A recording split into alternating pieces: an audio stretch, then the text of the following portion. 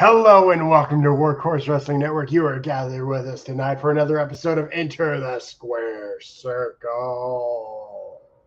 Yes, sir. We are back as usual on Sunday, sometime on Sunday.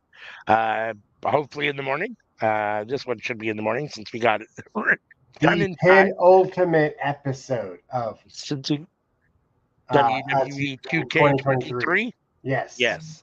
This We is our will be final moving to 2K24 in this is our 2 final weeks. tournament 2 weeks, people. 2 weeks. WWE 2K23. And we're going to kick This it off is with a women's rumble match. yes. This on your screen, as you can see, we are going to have a King of the Squared Circle tournament. Tonight you will get the four first round matches, and then next week you'll get the semifinals and the final. The Sorry, I'm a winner, little more hyped than usual. I do have 60 ounces of margarita in me. the winner, and King of the Ring will get a future title or future shot at the heavyweight title. They will be somewhere down the road. So I guess without further ado, do we want to tell them our wrestlers again first? Or you want to just crack into it? All right, I have Stone Cold Steve Austin. I have the Heartbreak Kid Shawn Michaels. I have the Game Triple H, and I've got the icon himself, Sting.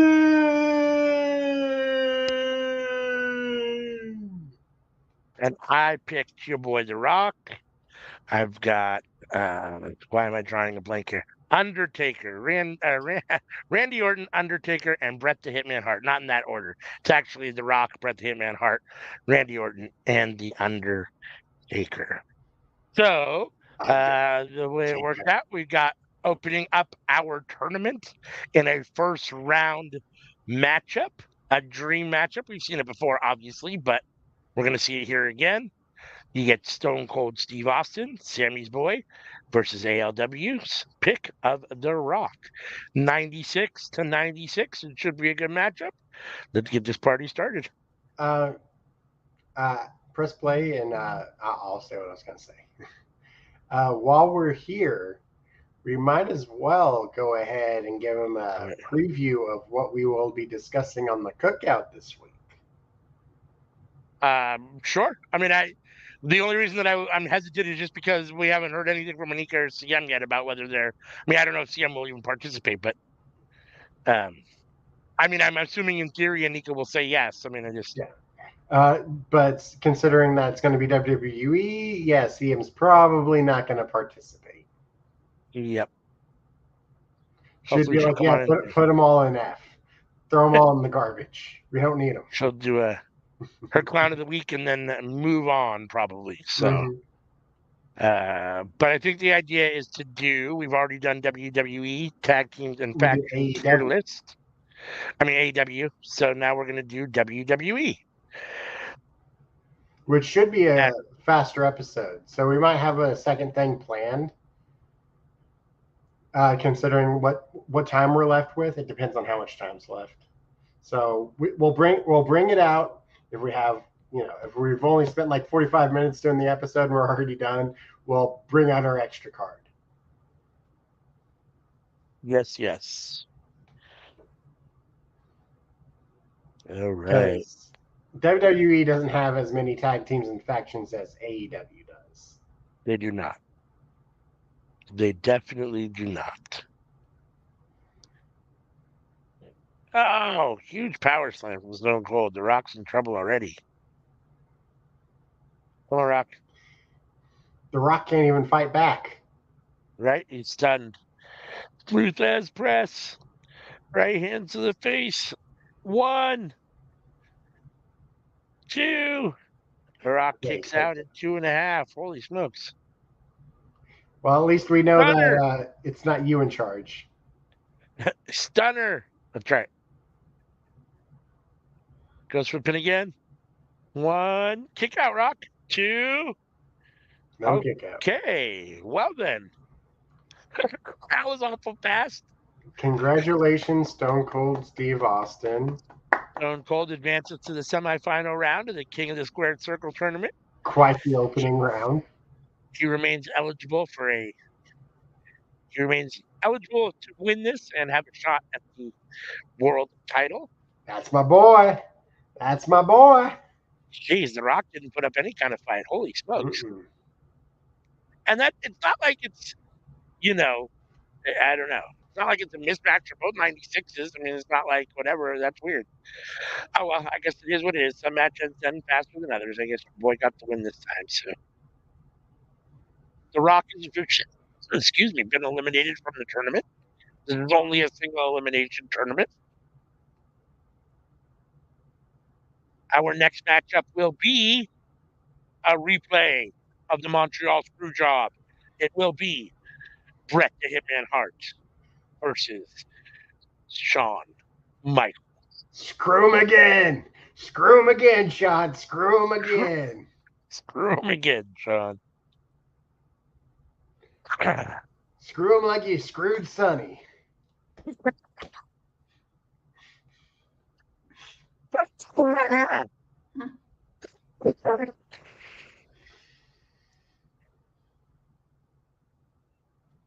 I did not experience any sunny days. I think it was only you that experienced sunny days, my friend.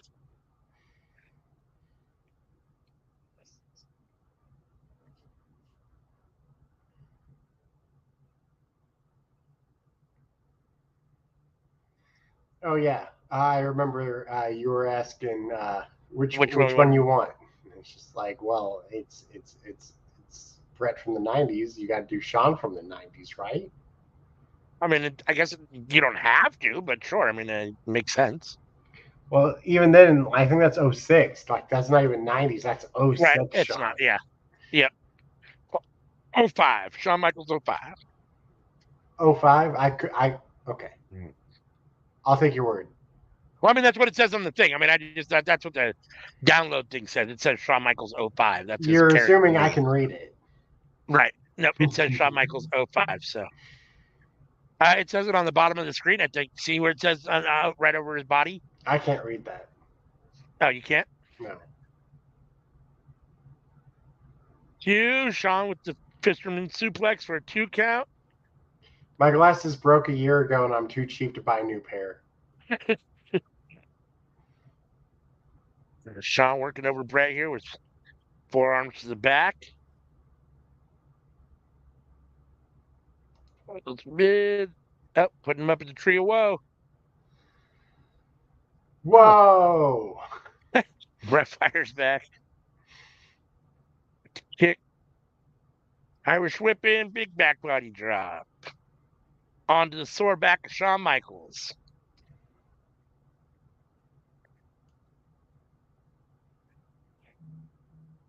Is my hosting better or worse when I've been drinking? And it's basically the same. I mean, oh, is it? I guess you're a little more animated, a little more, upbeat, but it's basically the same. I mean, ooh, right? Monkey flip into the second rope. Bret goes up to the top. Oh, you know, why doesn't Ray rope. monkey flip into the 619? Oh, that would be cool. That would be cool.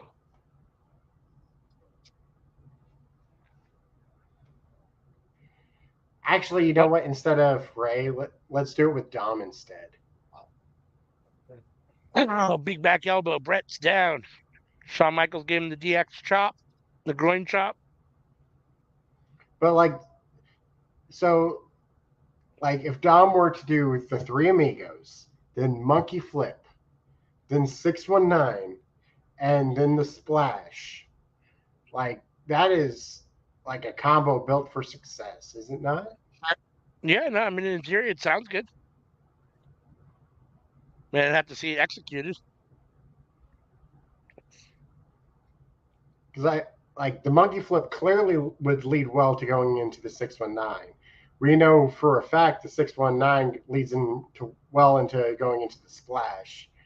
Right. My idea is if you do the Three Amigos before doing the monkey flip. I don't see why that wouldn't be okay. Yeah, I don't see why it wouldn't either. Again, you just have to see it in action. But I mean, it sounds like in theory it would be good. 1, 2. Brett kicks out at 2.5 after the big super kick. Sweet chin music. Come on, Sean, give me the sweep.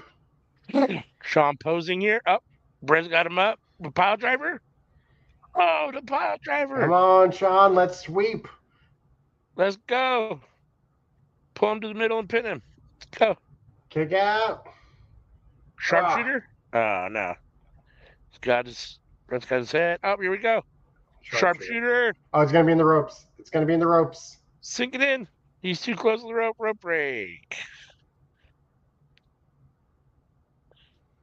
Brett going up to the top rope again. Can you reach from there, Brett? He can reach with from the there. elbow to the back. Man, Brett's got some hops. Sharpshooter. Oh, right. Hoppier than a Guinness. Hoppier than a Guinness. Fireman carryover. Brett in charge.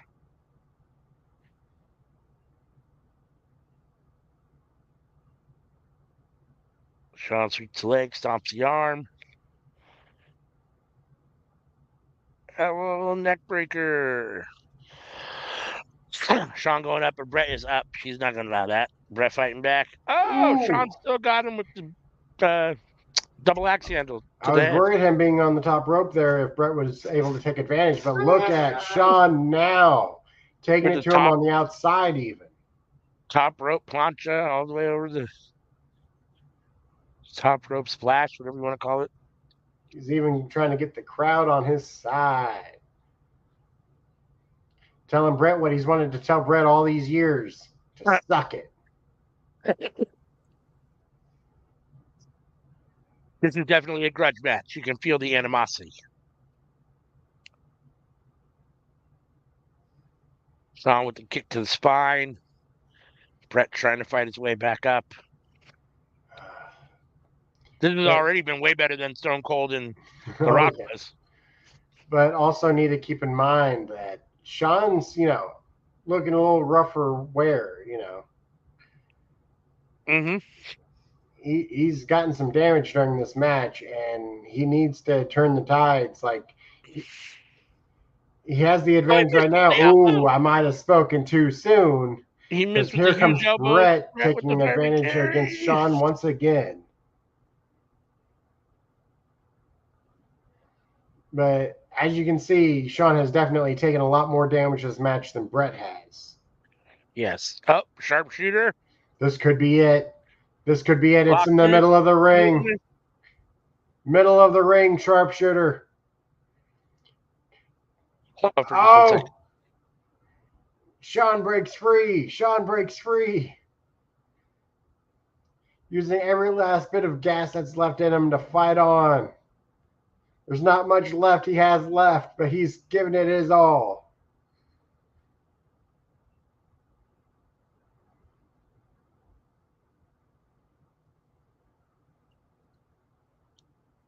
Brett stretching HBK. Some sort of modified stretch. Yeah, some sort of modified surfboard. I'm not sure. I'm not sure exactly what it is. I'm not that well versed in the maneuvers to tell you. Right. Sean with the big elbow block. Brett fighting his way back to his feet. Sean up to the second rope. Oh, and he's swinging a miss. He completely overshot Brett. Atomic drop. Brett just felt a light breeze go over his head and was like, what was that? Right up to the top rope. Oh, Brett misses with the leg drop. He went back to the well. He hit it the first time, missed it the second time. This is Sean's opportunity. He has the advantage. The advantage is about equal. I don't think it's two. I think it's too soon to be pinning right now. You got to give him a showstopper before you can stop the show. Brett kicks out. Oh, pile driver? Oh, no, power bomb. All right, is Sean going to do it? Oh, it's time now. It's time now. Turn up the band. There it is. Oh, he hit it clean, too. Both men in the middle of the ring. Can he capitalize? Can he capitalize? All right, here. One, two.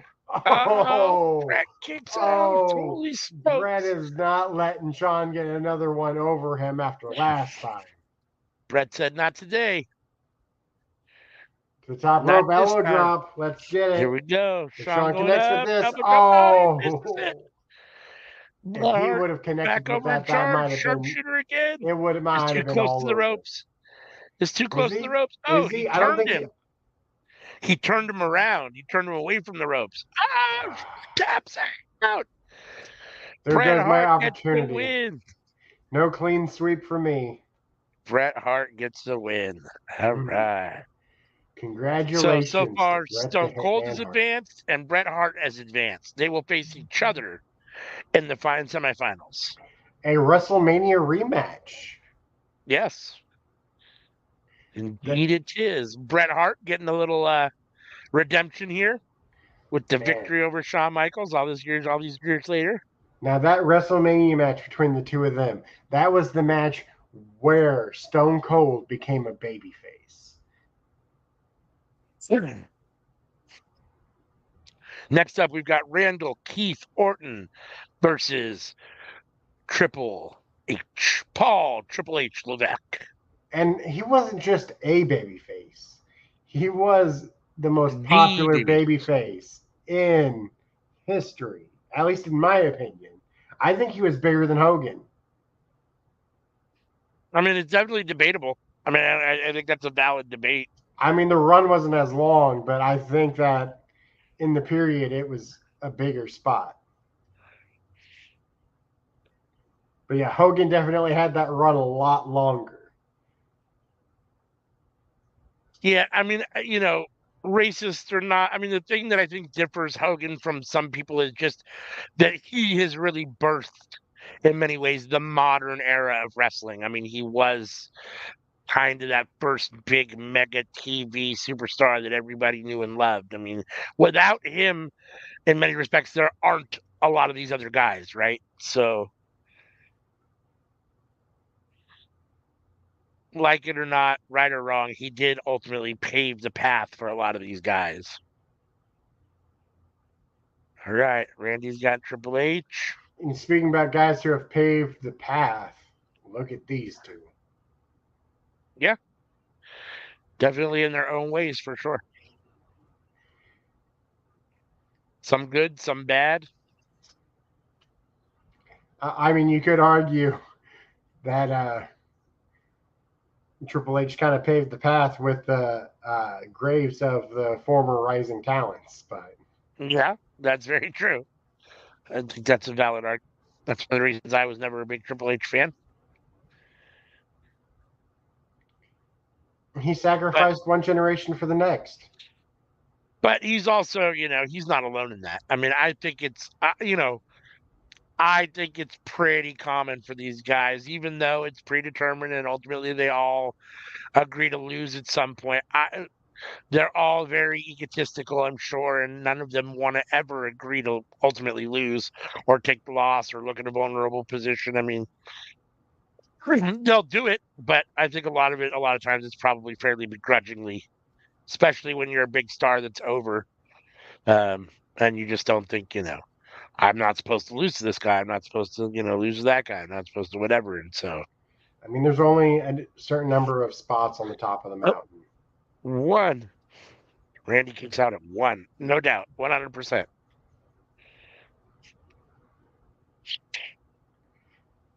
Like, at most, you can say 20 guys.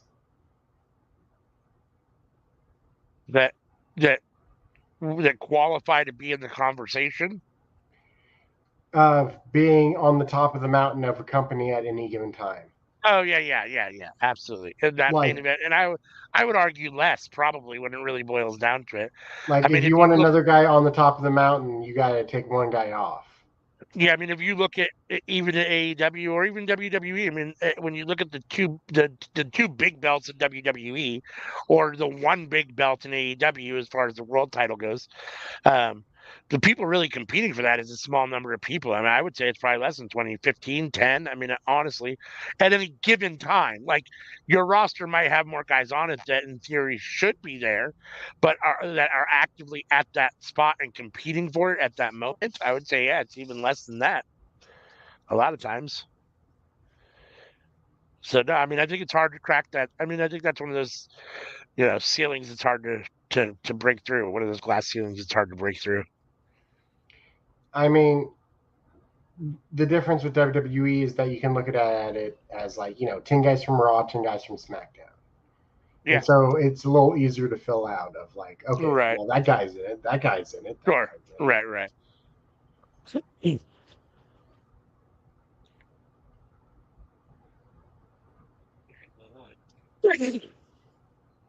I mean, I definitely think there's probably more than 20 guys on the AEW roster that deserve to be in it at the moment, but they're actively not. I mean, yeah, like a Pac. yeah, a Miro.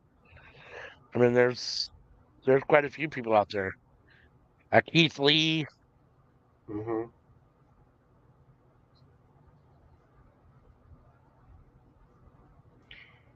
Where you'd say you'd pick them over, say, Christian Cage. Not necessarily over because Christian's doing really good work right now, but just I don't know that he's one that I would bump, but I mean, I'm not sure. Well, I mean, I can tell you right now, I'm not willing to bump Cesaro from that. No, I'm not either. I mean, I don't know. We'd have to come up with ultimately with a list of the guys that we thought were in that, 10 to 20 in the top tier anyhow, and then figure out who to move around or who belongs in and who doesn't. I mean, I would fight tooth and nail over John Moxley. If anybody says John Moxley's not in that top echelon, like. Oh yeah, no, I definitely think he's somewhere. I mean, he's in that, Yeah. right now, that top 10 for sure somewhere. I mean, like even if the last championship he held in AEW was the mid card championship, he's still in that upper echelon.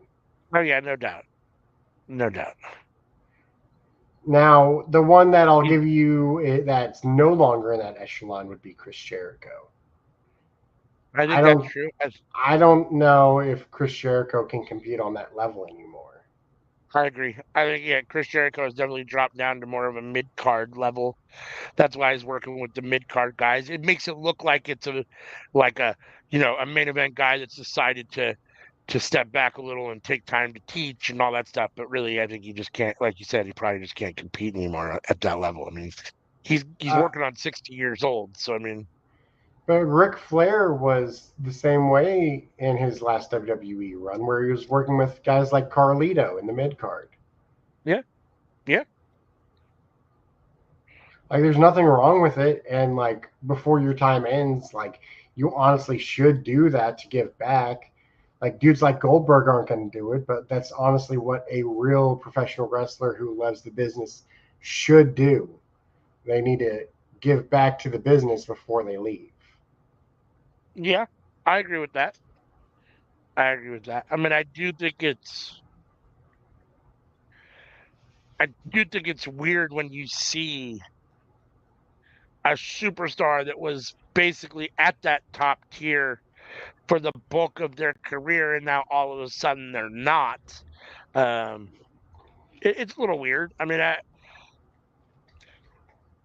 even though it's good to give back, me personally, I feel like I'd want to go out more on top. I probably would have retired before I ended up, not really being able to perform, and now I'm down in the mid card. But that's just me personally. I mean, because that's the thing is that as much as we might dislike Jericho now, we cannot deny that 20 years ago he was one of the greatest to enter into the squared circle. Oh no! Yeah, absolutely. Like 1, 2, kick out! Damn it! The Jericho now isn't the Jericho then, but the Jericho then is one of the greatest we've ever seen.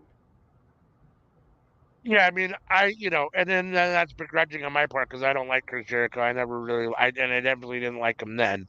Oh, really? I actively hated him at that time. But there's no denying, that he's a Hall of Famer and one of the better wrestlers. I don't know if he's not on my Mount Rushmore. I don't know. He's probably on somebody's. Oh, top I don't. four? No, I not don't. top four, but Not in my opinion. I mean, I'm sure for somebody he is, but for me, he he's not. I mean, he might crack um, top 10. I'd say he's around the same as like a Kurt Angle for me, yeah, and both like guys I couldn't stand. that. That's high praise. Like him and Kurt Angle being like on par with each other. Like that. Yeah, I mean, for me personally, if I had to pick between those two, I think Jericho's a little bit higher, but I'm biased because I really don't like Kurt Angle. Oh, I really? mean, I don't like Jericho, but I really don't like Kurt Angle. Wow. Okay. So I have a hard time being unbiased towards Kurt Angle. I don't know why. And I don't. I'm not here for all that American rah rah, but blah we're blah also blah. talking best, not favorite.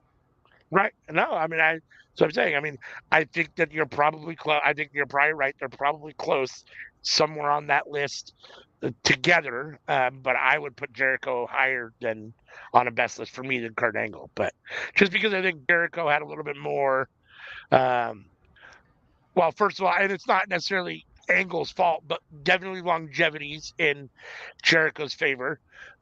Reinvention, he's been more able to reinvent himself and come back and still be at the top.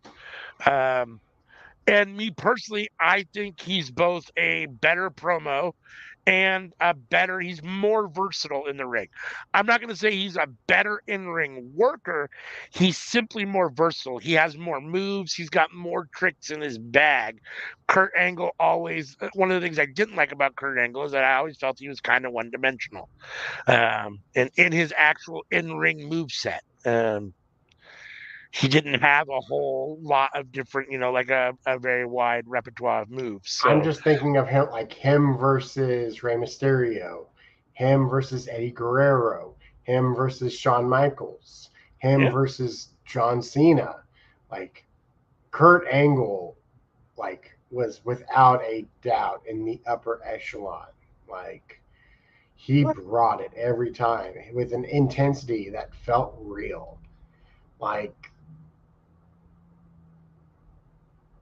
for me, I'll always put Kurt Angle above Brock Lesnar. Like, Oh, yeah, yeah. people can praise Brock Lesnar as much as they want. I don't think Brock was ever on the level that Kurt Angle was in the ring. I agree with that. I would agree with that. And Kurt's way better on the microphone. Oh, especially with like comedy stuff. Yeah. Like, I mean, I never thought Kurt was great on the microphone, but he's worlds better than Brock Lesnar. Brock's terrible on the mic. like his whole comedic timing and everything, and like trying to play the straight man. Like, wait. That's not what I meant. That's not what I meant. Like that kind of stuff. Yeah. I don't know if anybody can do that as well as Kurt Angle did it. I mean, I definitely think he's one of the more um if not for the only reason, then he's proven it because he's decorated. One of the more truly athletic guys that has been in the business. I mean, I think that was always in Kurt Angle's favor. Some of these guys are not very athletic. They're there because they're good in front of a camera and they're you know satisfactory or sufficient, decent enough in the ring to get by. But Where there it's are a lot mostly of their look.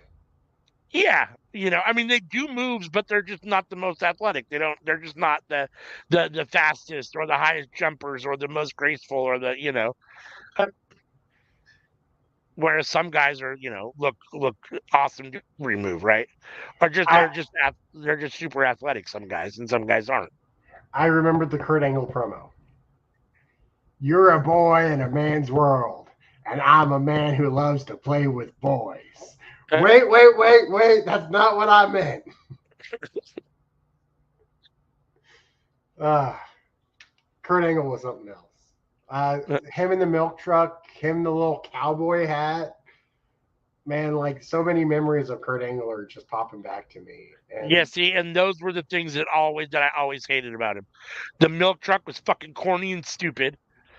I don't fucking and the like the squareness of it, the square Kurt Angle. Oh, Steve Austin drinks beer. I'm bringing milk because I'm square good old boy that works out and I couldn't handle it. I couldn't handle the goody two shoes part of it. I hated all of that. but him and Stone Cold in the back playing guitar and singing a song for Vince McMahon. Uh, Like, oh man, and like that was just like what let's go. years. Tombstone. He did that for 7 years, right? And then he went to TNA for 10. Yeah, I guess. I mean, I don't know. Yeah, is that right? I mean, I don't know. He was in TNA for 10 years. I have no idea how long he was in WWE or in TNA. I don't know. I wasn't watching TNA at the time that Kurt Angle was in TNA. Undertaker standing tall in the ring, going over the top rope. Oh, Sting gave him the Samoa Joe and moved out of the way. I mean, like thinking back to it, like I don't think I was watching TNA that much longer before Kurt Angle showed up. And like once he showed up, then I was like diehard into TNA. I'm like, okay, here we go. Because like before then, I was like, okay, I like Samoa Joe and I like AJ Styles and I like Sting whenever Sting shows up. But like everybody else, man. I never watched TNA religiously ever, and the most religiously I've ever watched TNA is since we've been doing Workhorse Wrestling Network. Really? That's really the most. Yeah, I mean, I've always watched it off and on, but never like on a regular basis, like every night when it was, or every week or anything like that. Mm-hmm. And before I really got into finding sites that had the pay-per-views for free and stuff, I wasn't aware that they were out there, those kind of things. So I never bought a TNA pay-per-view. I mean, Undertaker could have just taken the count-out victory there if you want. right? He sure should have. This has been solid. Undertaker with the big suplex Sting on the outside. So you watch TNA on the regular, and you're still not a big Moose fan.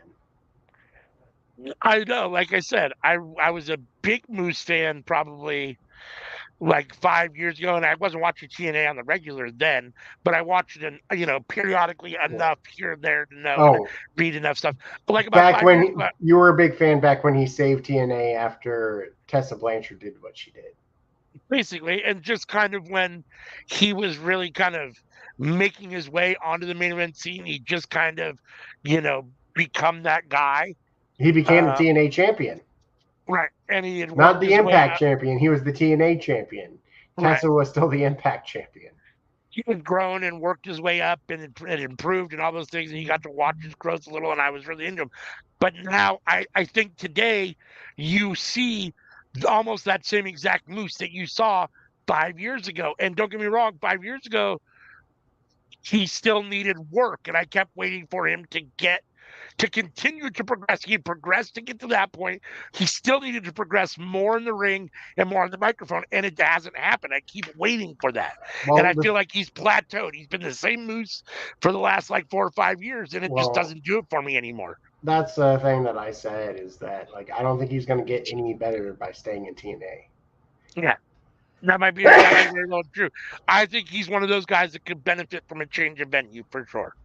Now, he's on my favorites list, but he's not on my best list. I'll make that clear right now. Sure. I'm a big fan of him, but I wouldn't say he's the best wrestler by any means or imagination. Lights went out. What the fuck's going on? Oh, Undertaker's. Okay, that was weird. So Undertaker Ministry of Darkness Taker. Lights went out, and he came back on, and Undertaker was up again and ready to fight. These two legends are going at it.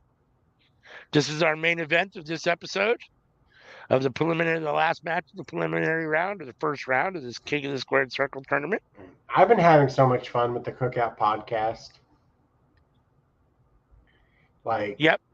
2 weeks ago doing the draft, that was so much fun. And then this last week, doing our 10 favorite male wrestlers, like Mm-hmm. especially like finding out like what our crossover is and like Yeah. and what people we have that like aren't on anybody else's lists, and it's just like One, is it over here? One, two. Oh, Sting kicks out at two and a like half. I'm the only one who has LA Knight in the top 10, and he's in my top 5, and no one else has him in their top 10.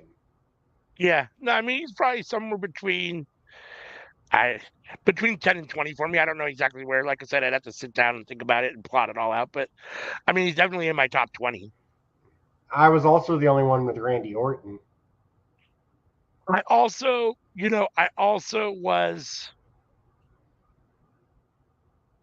I was really high on Eli Drake. I loved Eli Mm-hmm. Drake. I thought he was amazing, especially in NWA. I don't want to say that he's changed. I don't want to say that he's toned. I feel like he's a little more toned down in WWE, which is something WWE does. And I feel like, I don't know, I feel like the LA Knight thing is kind of come out. I don't know. It's not stale. It just cooled down for me a little bit. I don't.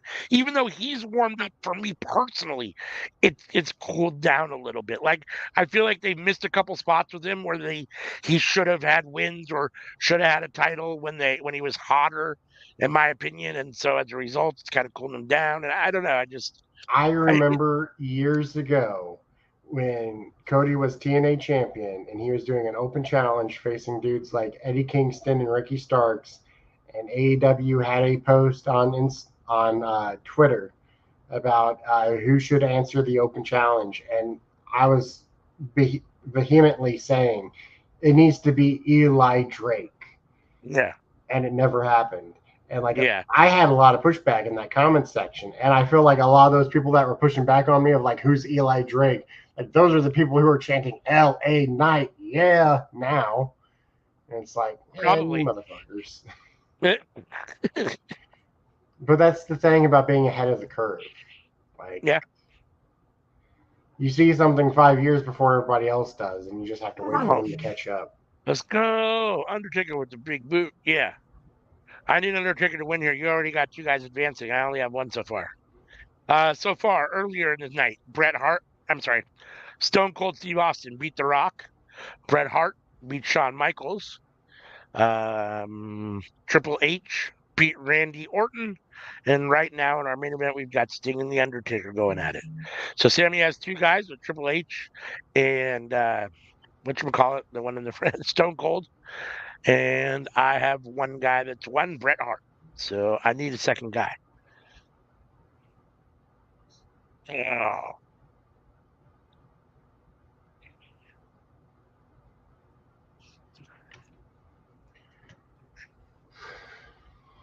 Undertaker, try to finish it. Since I'm ahead of the curve, I'll tell everybody right now: keep an eye on Javon Evans. Uh, keep an eye on Julia. Like I've been preaching to people about Julia since 5 years Yeah. ago. Like I remember. No, Oh, you there we go. gotta be kidding me.